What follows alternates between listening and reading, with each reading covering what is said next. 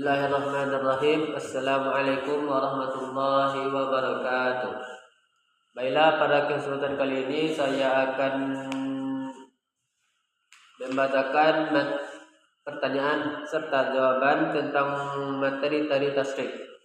Yang pertama ialah sebutkan apa saja ruang lingkup tari tasrik. Yang pertama ialah hukum keluarga, kedua ibadah, ketiga privat, dan yang keempat hukum pidana, dan yang kelima hukum internasional.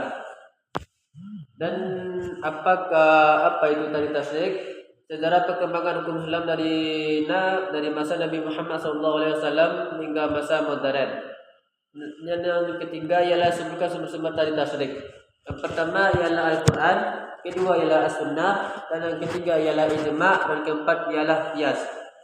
Dan yang keempat ialah jelaskan macam-macam ijma'. Yang pertama ialah ijma' sharih, yaitu persesuaian pendapat para mujtahid pada suatu masa terhadap hukum suatu peristiwa dengan jalan masing-masing dari mereka.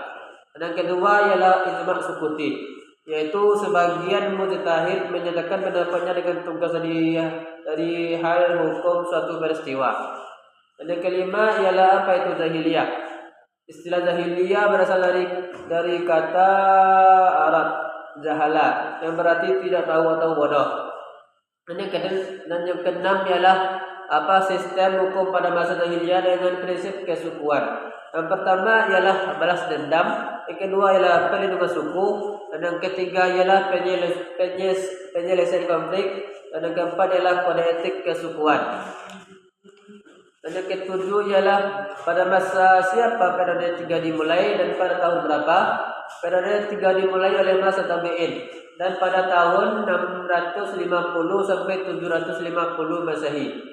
Dan yang ke-8 ialah jelaskan secara singkat mazhab Imam Syafi'i.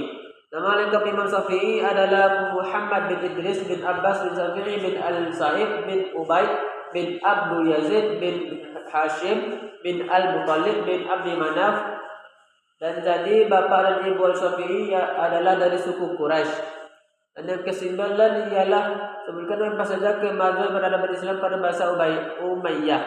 Yang pertama ialah pembentukan lembaga pemerintahan, dan yang kedua ialah kemajuan dalam seni sastra, dan yang ketiga ialah pencapaian arsitektur, dan keempat ialah pengembangan ilmu pengetahuan. Dan yang ke-10 ialah apa itu pengembangan fikih. Fikih adalah salah satu cabang ilmu hukum yang Islam yang berkembang pesat pada masa Abbasiyah. Fikih adalah ilmu yang mempelajari tentang hukum-hukum Islam seperti ibadah, muamalah, dan jinayah. Dan yang ke-11 ialah pada tahun berapa Osman I didirikan. Osman I didirikan pada tahun 1299 Masehi. Dan yang kedua ialah, dan yang ke-12 ialah sebutkan 6 periode perkembangan Bani Utsmaniyah.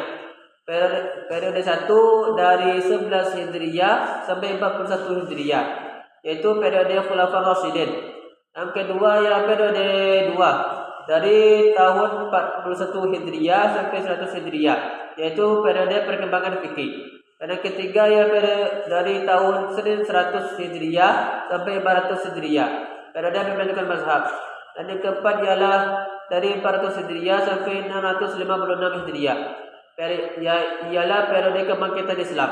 Dan yang kelima ialah dari tahun 656 Hijriyah sampai 923 Hijriyah, ialah periode pembentukan usul fikih.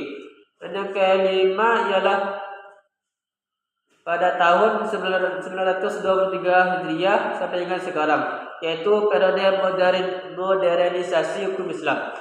Dan yang ke-13 ialah pada masa berapa zaman Shah Jahan, yaitu pada masa 1600